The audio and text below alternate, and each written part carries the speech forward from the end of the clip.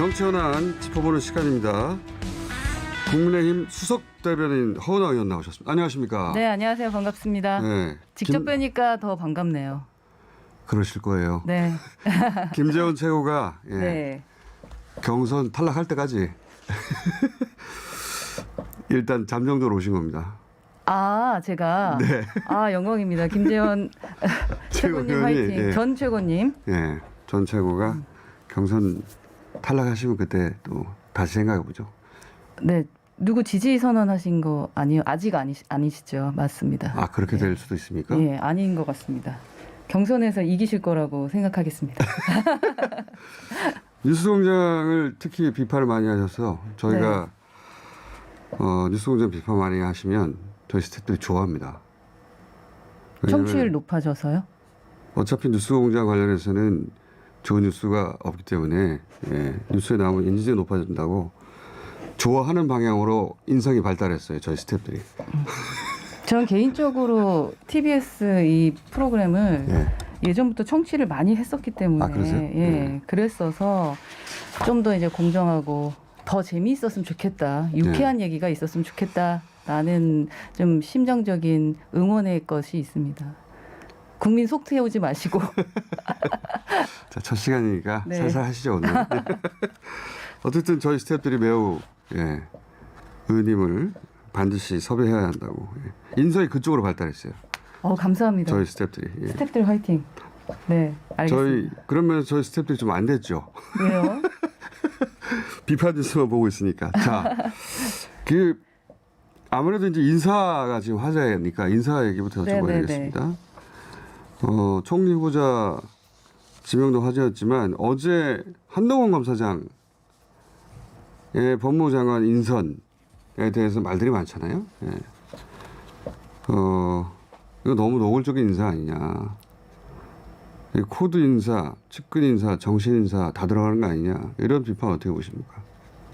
동의하기는 좀 어려운 것 같습니다. 왜요? 그렇다면은 만약에 문재인 정부에서 문 대통령께서 추미애, 조국, 박범계 장관을 임명한 것은 뭐 어떤 걸까라는 생각이 들거든요. 예를 들어서 박상기 네. 그 장관은 법학자고 조국 네. 장관도 형법학자였죠. 알아주면. 추미애 박범계는 문재인 대통령의 오른팔 아니에요. 오른팔 아닌데 그때는 이제 검찰개혁이라는 데 방점을 뒀다면 이분은 그야말로 오른팔 아닙니까? 부하이고.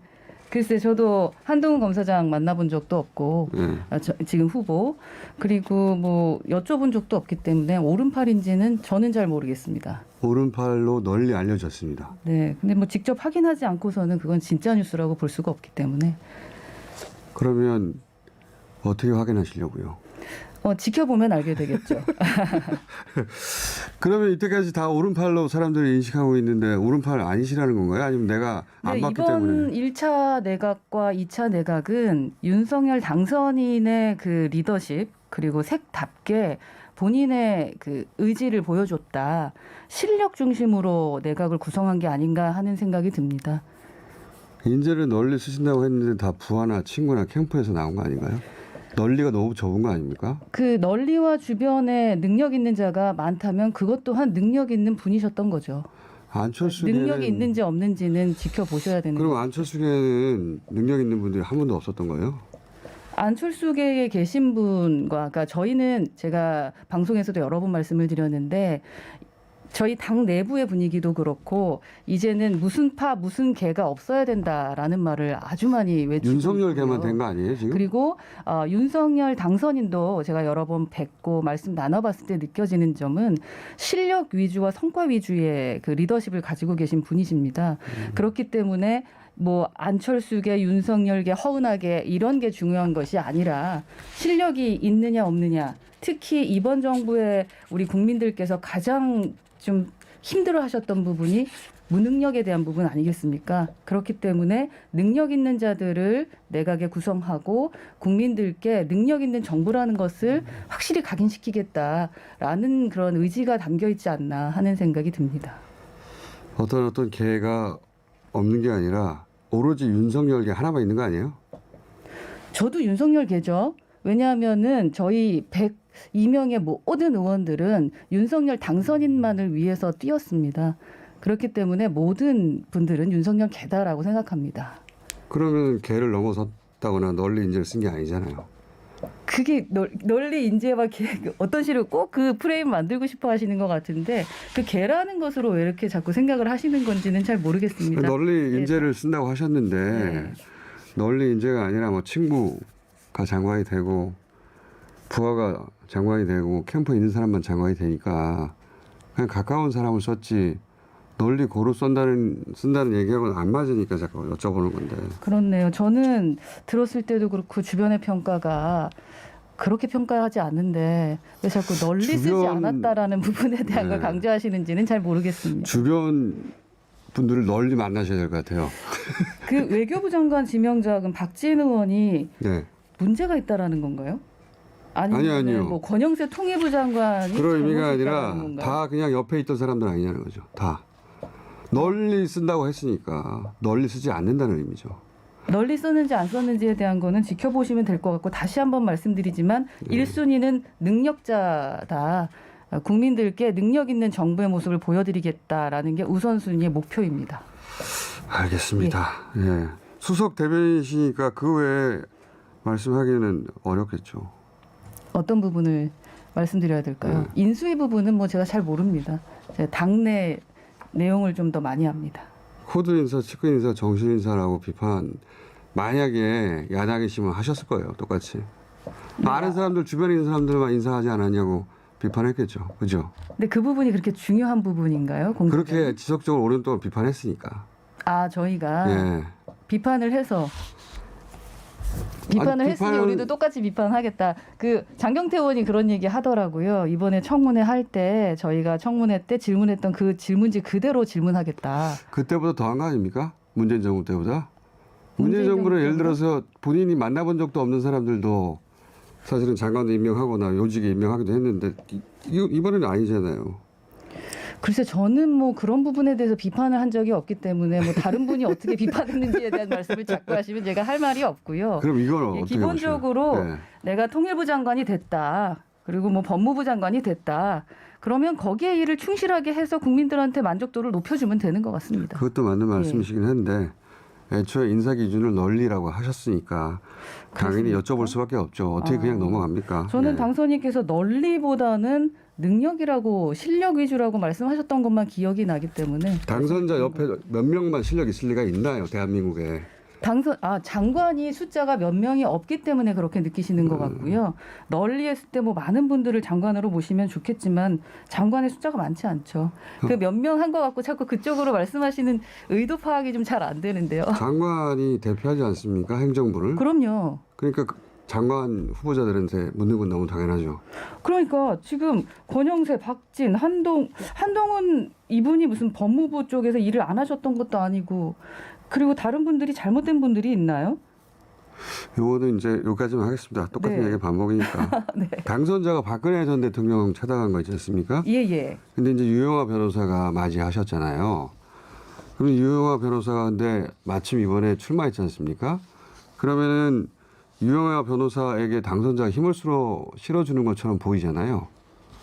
그러면 당선자가 내 뜻은 유영하 변호사에게 있다. 이렇게 읽혀서 홍준표 전 대표에겐 불리하게 작용하겠죠. 결과적으로는. 네, 불리하게 작용을 할지 안 할지는 이제 결과를 지켜봐야 되겠지만 우선 그거 안 한다고 하시면 억지 아닙니까? 예, 당선자가 한쪽 후보를 만나러 갔는데. 그러니까 한쪽 후보를 만나러 간 게 아니라 박근혜 전 대통령을 만나 뵈러 간 거고. 꼭 지금 안 만나셔도 되잖아요. 아직 더군다나 경선 직전인데 꼭 지금 만나셔야 했나요? 경선 직전인데 지금 만났어야 되나. 네. 바로 만나러 가지 않는 것 때문에도 공격을 하셨던 걸로 알고 있는데. 아니, 저는 기본적으로 경선 다시 한번 직전에는 피해야 되잖아요. 우선은 그런 공장장님께서 메시지를. 네. 질문한 것부터 제가 답변을 드리면 네. 그 유영아 후보를 만나러 간 것이 아니라 박근혜 전 대통령을 만나 뵙고 그동안의 심정을 말씀드리기 위해 만나 뵈러 간 것이다라는 것이고요. 그리고 또 박근혜 전 대통령이 지금까지 계실 때 곁에 계셨던 분이 그분이셨을 뿐이죠.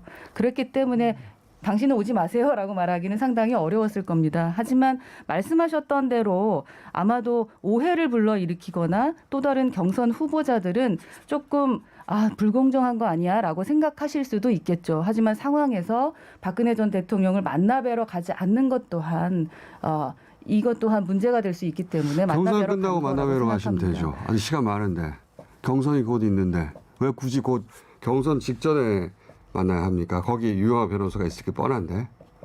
그 부분을 제가 한번 당선인 만나 뵙고 여쭤볼게요. 대체 왜 이번 그러나 그러니까 아직- 저희는 우선 이번 주에 그러니까 지난주죠. 지난주에 한번 이렇게 국민들 만나 뵙고 인사드리겠다라는 약속을 드렸었고 그래서 그 와중에 또 박근혜 전 대통령 만나 뵙고 무거운 짐을 좀 내려놓으시게 된 게 아닌가라는 생각을 하게 됩니다. 그러니까요. 뭐 충분히 있을 수 있는 일인데 경선 직후에 했었으면 이런 얘기가 안 나왔을 텐데 하필 경선 직전에 하니까 당연히 그런 생각을 하죠. 더군다나 대변인을 하시다가 NC에 김은혜 의원이 경기도에 차출됐잖아요. 만약에 김은혜 의원이 본인이 경기도지사 출마 의사가 애초부터 있었다면 진작에 출마하셨을 텐데 이것도 역시 당선자의 뜻이 담긴 거 아닐까요? 하필이면 근데 그 지역의 경쟁자들이 홍준표, 유승민 이런 분들이니까 당선자와 경쟁자였으니까 그분들을 경선에서 떨어뜨리려고 하나? 이렇게 생각하는 게 너무 당연한 의심 아닌가요? 우선은 저희 당의 그 경선 후보자들까지 챙겨주시는 거에 대해서는 감사한 마음이고요. 이렇게 계속 말씀을 해주시면은 우선은 뭐 이슈가 될 테니까 그렇지 않아도 이 선거에 그 이벤트가 필요한데 좋은 뭐 지적들인 것 같고 우선 여러 번 말씀을 드리지만 뭐 윤심이다 누구를 밀어준다 안 밀어준다 그런 성향의 분도 아니고 그렇지 않다라고 저희는 그런 분인 것 판단하고 같아요. 글쎄요, 저는 아직 그렇게 판단 안 되는데 뭐 본인이 맞을 수도 있고 제가 맞을 수도 있고 그런 거니까. 왜냐하면 김은혜 의원 캠프에 윤석열 캠프 사람들이 다 가 있잖아요. 그건 사실 아닙니까? 그러니까 저는 우선은 그 말씀부터 드릴게요. 저도 그랬고 기존부터 사실 인수위 들어가기 전부터도 우리 김은혜 후보께 저희 의원들은 경기도지사 나가야 되는 거 아니냐라는 얘기를 상당히 많이 해왔다. 그 말씀을 좀 드리고 그러실 수도 싶고요. 있는데, 네. 그러실 수도 있는데 그리고 그러면 지금 기본적으로 같이 곁에서 이제 일을 하다가 그분을 도와주고 싶어서 갈 수도 있는 거죠. 아무래도 옆에 있는 분들이 도와주고 싶은 마음이 들 테니까요. 그래서 유승민 캠프에도 골고루 가 있는 게 아니라 김은혜 캠프에 다 가 있잖아요. 유승민 캠프, 그러니까 윤석열 캠프에 있던 사람들이 김은혜 캠프에 다 가면 윤심이 거기 있구나 생각하는 것도 자연스러운 뭐 거니까. 그렇게 오해하실 수도 있겠습니다만 우리가 대학을 다닐 때나 뭐 일을 할 때 예를 들어 동아리 활동을 합니다. 그러니까 동아리 활동을 하다가 그 사람이 창업을 하거나 뭔가 일을 하게 되면 아무래도 그 동아리 활동을 하던 사람들 중에서 나도 함께 도울게라는 게 가능하지 저쪽 멀리 있던 동아리에서 내가 널 도울게라고 하기는 상당히 어렵지 않겠습니까? 쉬운 일은 아니죠. 예를 들면 동아리에서는 그럴 수 있는데 네. 이거는 경선이고 정치적 생명에 걸리는 일 아닙니까? 만약에 네네. 유승민 의원이랑 홍준표 전 대표가 여기서 경선에 떨어져 버리면 정치적 미래가 암울하죠. 네, 예, 그렇죠. 동아리처럼 취미가 아니잖아요. 생과 사가 걸린 일인데 거기에 당선자가 이런 식으로 사람을 보내거나 아니면 본인 직접 가서 힘을 실어주면 당선자 너무하다 이런 얘기 나올 수 있죠.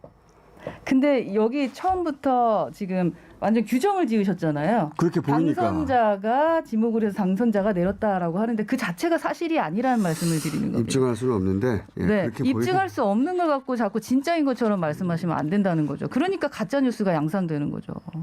그러면은 이 얘기도 또 반복되는 얘기인데 하나만 더. 오늘 다른 거 묻는다 그러셨는데 어떻게? 인수위는 네. 잘 모르신다고 하셔가지고 네. 이거 인수위가- 넘어가죠. 예. 예. 이거 어떤- 그러면은 제가 혼자 생각이라고 하고 넘어가겠습니다. 예, 혼자. 네, 김재원 최고를 사랑하는 마음에 지금 그렇게 하시는 거라고 제가 긍정적으로 이해하도록 하겠습니다. 그런 의미는 아니잖아요. 제 질문이. 자, 네, 이걸 제가 어떻습니까? 아니라고 하는데 계속 그렇다라고 하시니까 네. 윤석열 당선자 행보가 그렇게 보이긴 합니다. 예. 네, 그렇게 만약에 보이게 된다면 계속적으로 소통하시고 들으시면서 아, 이런 게 이런 오해를 불러일으킬 수도 있겠구나라고 생각하시고 또 이렇게 자꾸 방향을 바꾸시거나 그러셔야겠죠.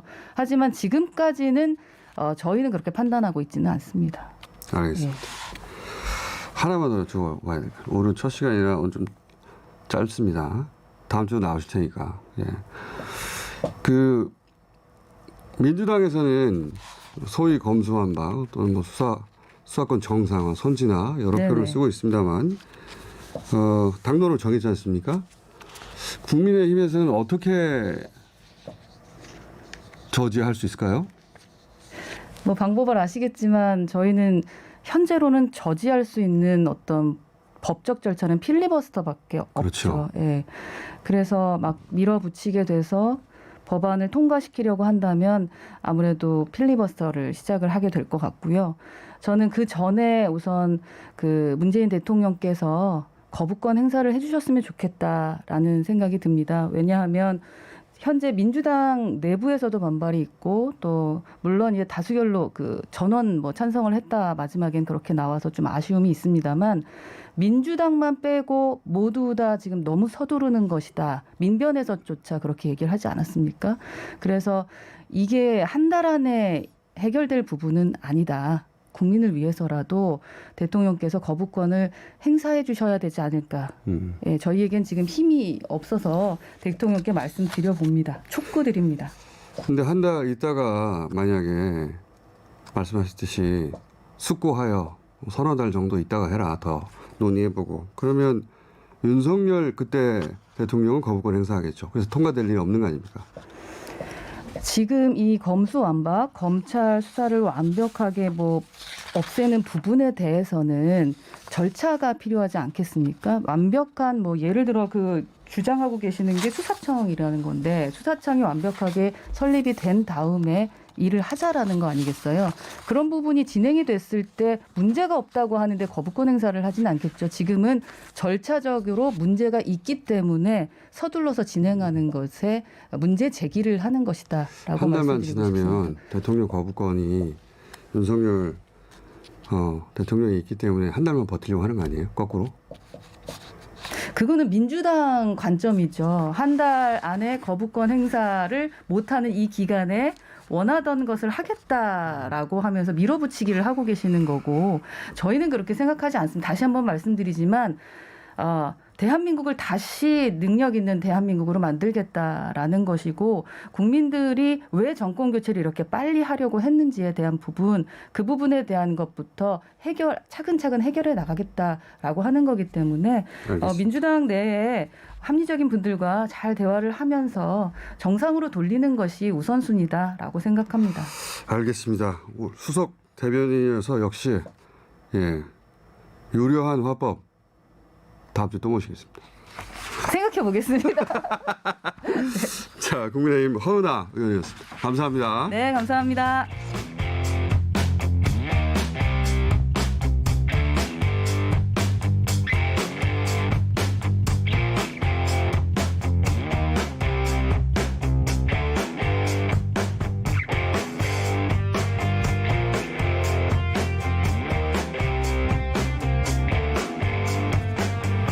이어서 민주당 윤호중 비대위원장 연결해 보겠습니다. 안녕하세요, 위원장님. 네, 안녕하세요. 예. 우선 한동훈 검사장 법무장관 지명에 대한 입장부터 여쭤보겠습니다. 네, 네.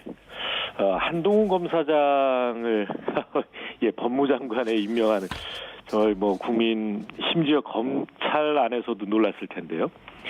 예, 이거는 국회에 대한 일종의 그 윤석열 당선인의 선전포고다. 이렇게 봅니다. 법무부가 이제 검찰 수사권이 분리가 되면 별도 수사기관을 관장하게 될 가능성이 있거든요. 그리고 현재도 법무부 장관은 특검을 요구할 수 있는 권한이 있고 이 자리에 이 최측근 일부에서는 황태자라고도 불리는 한동훈을 넣어서 이 공안 통치를 분명하게 하겠다라는 의지를 표현한 것 아닌가 싶습니다. 그러면 장관 지명이 됐고 청문회는 이제 민주당에서 준비하겠지만 장관 지명을 해서 장관 임명을 막을 수는 없는 거 아니겠습니까? 네, 청문회를 통해서 충분히 검증을 하겠습니다. 워낙 많은 사안에 검찰이 수사를 안 해서 처벌받지 않은 이 사건들이 많기 때문에요. 예, 하나하나 파헤쳐 보겠습니다. 알겠습니다. 당론으로 의총에서 네네. 검찰 수사권 분리를 정했는데 네네. 국민의힘에서는 당연히 이제 필리버스터를 하겠죠. 네, 그렇게 할 것 같습니다. 예. 근데 필리버스터를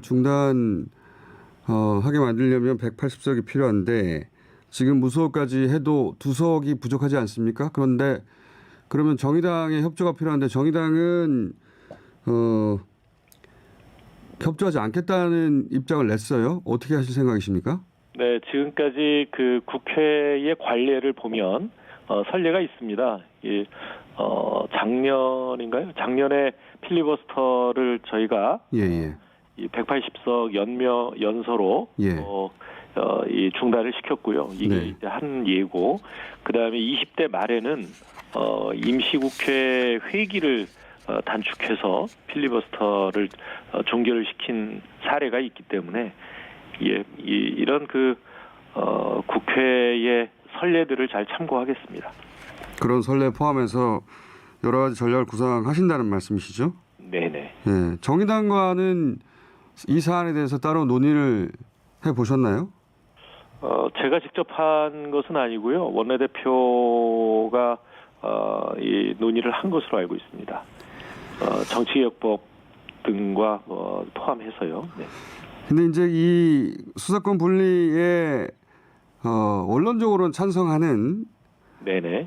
시민단체나 또는 민변 같은 곳도 너무 다급한 거 아니냐. 지금 좀 더 신중하게 접근해야 되지 않느냐. 물론 뭐 정반대로 더 빨리 해야 된다는 의견도 있긴 합니다만 이 신중론에 대해서는 어떻게 생각하십니까? 네, 신중론도 나름대로 근거가 없는 말씀은 아니라고 봅니다. 지금 이 수사권 분리라고 하는 게 작은 일이 아니거든요. 그런데 이 모든 일에는 이 때가 있고 시기를 놓치면 더 할 수가 없기 때문에 지금까지 검찰의 임시방편으로 이 경찰 수사권을 검찰에 넘겨준 지 70년이 지났습니다. 결국 한 번의 결정이 70년을 좌우하게 되는 것이죠. 지금이 바로 이 수사권을 분리할 수 있는 이 마지막 기회가 되지 않을까 생각을 하고 있기 때문에 저희 당은 그런 그 문제 제기에도 불구하고 최대한 제기된 문제점들을 최소화하면서 수사권 분리를 추진하겠다는 결정을 한 겁니다. 윤석열 당선자가 취임하면 이런 관련 법안에 대해서 거부권을 행사할 것이 확실시된다 이렇게 예측하시는 겁니까? 당장 그 법무부 장관으로 지명된 이 한동훈 후보도 반드시 저지하겠다 뭐 이런 입장 아니겠습니까? 그다음에 김호수 총장은 대통령이 거부권 행사하시도록 하겠다. 또 헌재까지 가겠다. 이런 이야기를 하고 있는 상황이기 때문에요. 네. 그런데 이 개혁은 이 한시도 늦추기 어려운 일인 이유가 우리 사회의 검찰과 언론이 마지막 남은 이 특권 아니겠습니까? 이 특권 세력을 이제 해체하는 문제고 검찰 특수부 검사들이 해왔던 마치 그 과거에 군부 독재 시절에 육사 출신 하나회가 했던 것처럼 검찰 하나회와 같은 이 자신들만의 리그를 운영해 온 것이죠. 예, 여기에 대한 해체는 국민의 명령이다 이렇게 생각합니다. 알겠습니다. 지금 5월 3일 국무회의에서 법안 공표하는 것이 목표라는 언론 인터뷰가 있거든요. 네네. 위원장님 그렇게 말씀하신 것 같은데 네네. 이 국무회의가 문재인 정부 마지막 국무회의 그렇습니다. 마지막 인 거죠. 예. 예. 그래서 이날을 목표로 데드라인으로 잡으셨는데 네네. 이게 물리적으로 가능한 시간인가요? 아, 네, 그렇습니다. 지금 이제 한 20일 정도 남아 있고요. 예. 20일이면 이 그 국회 법사위에서 충분히 논의할 수 있는 시간입니다. 어떤 시점에서는 정의당의 협조가 절대적으로 필요한 거 아닌가요? 정의당의 협조가 절대적인 것은 아닙니다. 전 정의당이 우리 그 검찰 개혁 그 안에 대해서 그 협조하지 않겠다는 입장을 정한 것은 매우 유감스러운 일인데요. 저희가 이 정치 교체를 위해서 그 기초의원 선거 제도를 이 일부 이제 좀 수정을 해서 중대선거구제 그 시범 실시라고 하는 안을 정의당의 동의까지 받아서